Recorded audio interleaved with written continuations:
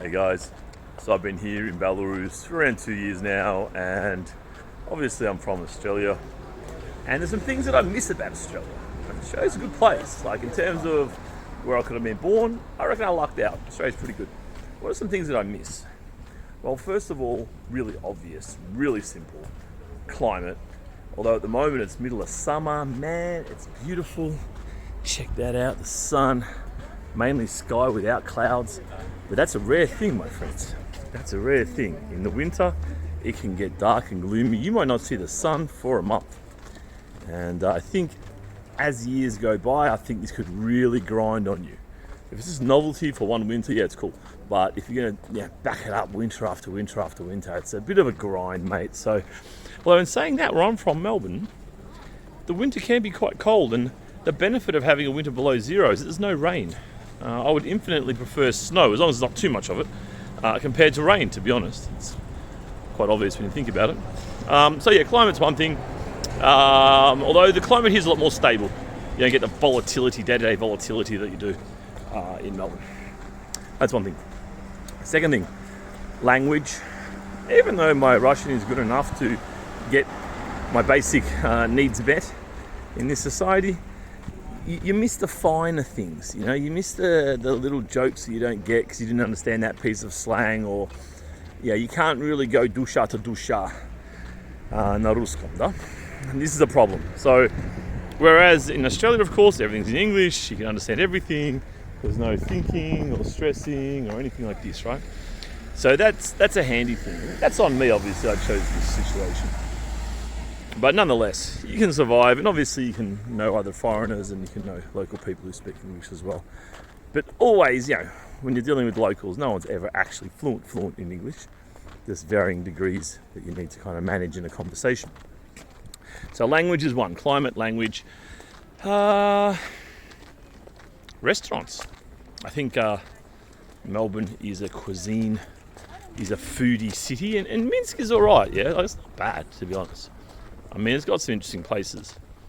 But yeah, Melbourne is like super innovative, super interesting, lots of variety, lots of quality when it comes to eating out. So that's one thing I miss, having Dragon Hot Pot, just for example.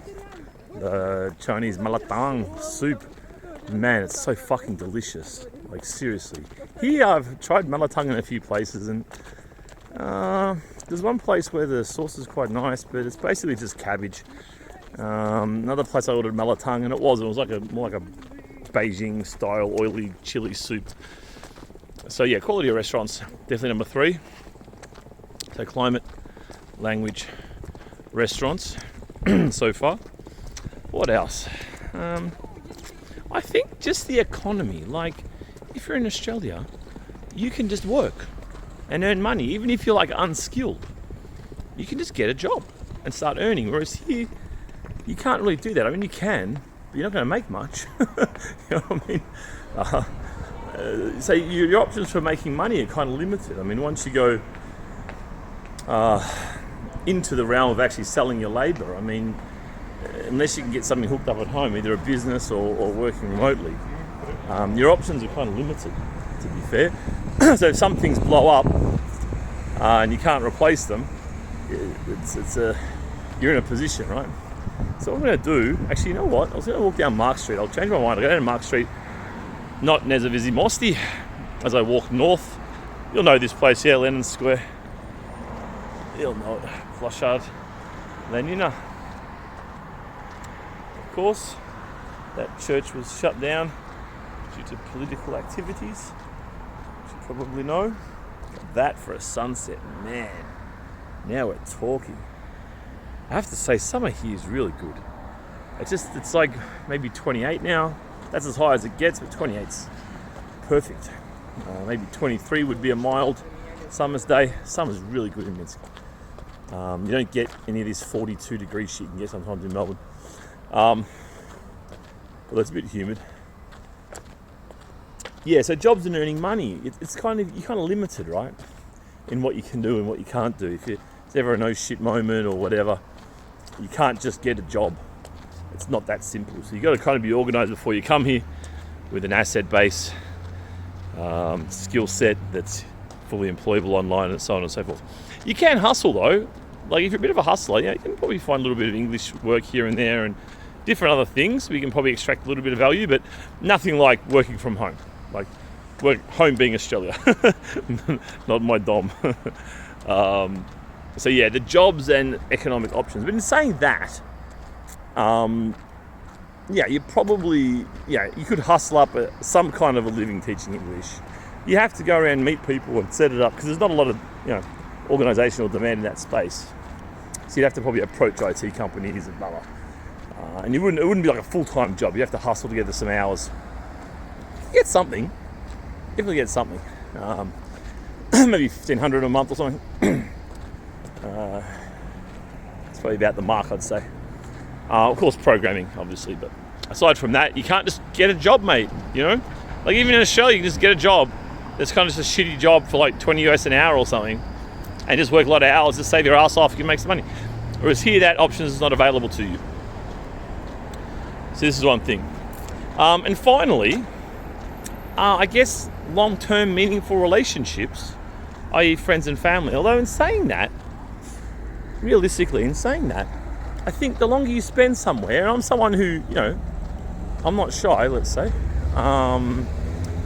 So I find it easy enough to meet people. But I have definitely noticed of late, I've been getting closer to people, having more meaningful friendships. Whereas at the start, you're just kind of like meeting anyone and hanging out and meeting most people just once. And, guys, we're just kind of a bit lazy and meeting up with each other again and organising it and that kind of stuff. So I've definitely noticed in my second year here, I've definitely focused a bit more on following up on guys that I like and I think that are good to hang out with and we're kind of similar mentality or whatever. So this has been partly solved, but it's still not the same, right? It's not the same as your childhood friends. It's not the same as your family. It's not the same as people you've known for 10, 20 years that you've been through all kinds of things with.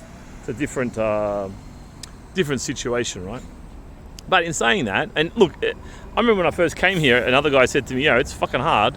He was pursuing me to hang out a lot. I'm like, fuck, mate, he's up. Italian bloke he was back in the day. This is like back in 2021, the end of. And he said to me, it's really hard to meet decent friends after kind of 35. And he's spot on, it is. You got to be kind of chatty and flexible a bit and,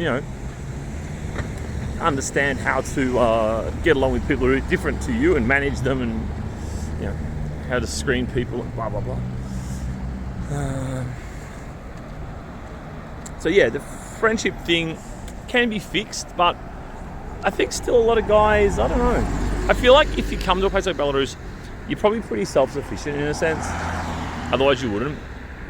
So I think like most foreign guys here have kind of a string of foreign associates for the most part. That's kind of what I observe anyway. Depends their lifestyle, obviously. Nice bus there. Electric bus. Pretty cool. Round 2 is another one.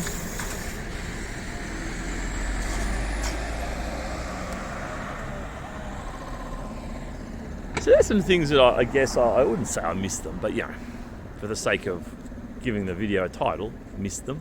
Things that I would prefer to have. I can't say I stay up at night worrying about my Chinese soup or whatever. And you can easily use your phone to video call anyone you want to, And the fun thing is, when you do go back home, when I go back to Melbourne for say 2 weeks, for example, I'm like a rock star. Everyone wants to hang out with me. Oh, Ben's back. Oh, what's going on, man? Everyone wants to hang out with me. It's like that George Costanza episode of Seinfeld where he's like, he wants to appear and then disappear, and make a few jokes, everyone likes him, and then leave again. It's like a shortage of George Costanza. That's how it is. You go back and everyone's so motivated to see you and hang out, and it's cool for a couple of weeks, and then it's just life as normal. But anyway, look, I think, the whole thing of, being harder to make friends or whatever, it also depends on your schedule. I think if you're here and you're working full time, it makes it tough for you. Whereas I don't really work, so I've got that time to invest in friendships, activities, other ways of meeting people, you know what I mean? So I think this helps a lot, but if you're kind of working, a full-time job and then, maybe you come here and a lot of guys, get involved with the girl fairly quickly, and that's then kind of locked away. And they never invest in that infrastructure, that social infrastructure. It's quite a common situation I've observed. But anyway, there's some things I missed about Australia. Do you want to know some things I don't miss? I'll say that for another video, or maybe I won't. But what I will do, look, I'm at the bottom of Karl Marx Street here. It's a bit of a, you just missed the green one. Let's cross here. So it's a pretty spectacular kind of area here. There's Dynamo Station down there. So kind of walking north, parallel to Nezavizi Mosti. So I'll just go this way because it is, it's a remarkable time of year. It's kind of towards the end of August at the moment. And, everyone's out. It's cool. So obviously Café de Paris, very famous restaurant. There's a lot of socialites, a lot of thoughts, a lot of expats. This part of town, just literally here, the Paragraph and the Paul's Cafe on this side. And there's another couple of cafes past that as well that are quite popular and famous. And on the other side, there's a handful of the Café de Paris, kind of the major one. This is just like a magnet for socialites, thoughts, expats, and the like. And this time of year, obviously all these seats are put out. Tables and chairs are put out during the summer for people to lurk on the outside. So paragraphers will definitely have, you can see all these many foreign men sitting down. Many foreign men sitting down. Paul's Cafe. Obviously this is a chain here. And same kind of thing. You can see the demographic as described earlier. I won't say it anymore. Don't upset anybody. It's pretty funny. I was watching my favourite trading YouTuber. And he's such a fucking boomer. It's hilarious. And every now and then he goes on these rants. And he was going on a rant about giving into short-term temptations and trading the wrong patterns. So kind of like preempting a pattern when the setup's definitely not completed and ready to be traded because you're kind of being too impulsive. And he equated that to throwing away your marriage and going to bang some thot from a bar. And it's like, I didn't know someone that age knew that term thought. Because there's a bit of a line in the sand, right, with this kind of vernacular. You wouldn't expect too many people, even plus 40, to kind of know terms like thought. But bloody funny. Really funny. Anyway, I'll keep you guys online because, as I say, it's a lovely little spot. It's a Hinkalia. There's many of these in Minsk as well. Probably at least 5 or 6 I can think of. Although I haven't eaten that one before. Hinkalia, of course, is that Georgian. It's kind of like a dumpling. Well, it's actually kind of like a xiaolongbao in that it has the dumpling meat inside, then plus a soup surrounding as well. And then pastry on the outside, but then they create it with a little pastry handle. So you can eat it without chopsticks or without spoon or whatever. And then you just don't use it. It's almost like the crust of a pizza. So you can kind of pick it up by the crust, but you have to actually eat the crust. Although you can if you want, I guess. Same with Hinkalia. It's got like a little doughy handle. You can pick up the Hinkalia with and eat it, and then drop the little handle down again. Or if you wish, if you're particularly hungry or carb loading for life, you can smash down that handle too, I guess. And the Georgian food's quite good here, I have to say. I've only tried Georgian food in Georgia maybe only 2 times, so that's all I'm comparing it to. But otherwise, I think it's quite comparable. The quality is quite good, in my opinion, my humble, inexperienced opinion. You can see the demographics headed down to Marxa. All right, so yeah, things I miss about Australia. And look, in the end, your life's just kind of who you are at the end of the day, you know? Like, wherever you are, you are you still, you know what I mean? Like, nothing's kind of going to change. So I'm quite content in Australia in most ways, and I'm quite content here. And you can pick me up and drop me in Bangkok, and I'd be happy there too, you know what I mean? The pros and cons of each place will change, obviously, depending on well, your happiness in a place will depend on your priorities at that time of life, whatever. But actually, I'm about to make a video now. Once I finish this one, I'm going to make another one talking about the kinds of guys that should come to Belarus, the archetypes of guys. And one of them is definitely boomers. After I've been sledging boomers. Boomers. I think it's your TradCon boomer would love this kind of place. I think it's suitable. I think the market conditions are very favourable. There's a lot of still attractive women around in their 30s, even into early 40s. Some of them can hold up. I'm saying good. I mean looking actually good, not good by Australian standards or North American standards or whatever, but actually looking good, objectively good. So yeah, I'll make that video now. So anyway, I hope you enjoyed this. If you have any video ideas, man, I'm running out of ideas for content. I've got nothing, mate. I just seem like I'm repeating myself all the time. So if you've got any thoughts on this topic, please let me know. Anyway, see you later. Alive and hurt you. We've known each other for so long. Your heart's been aching, but you're too shy to say it.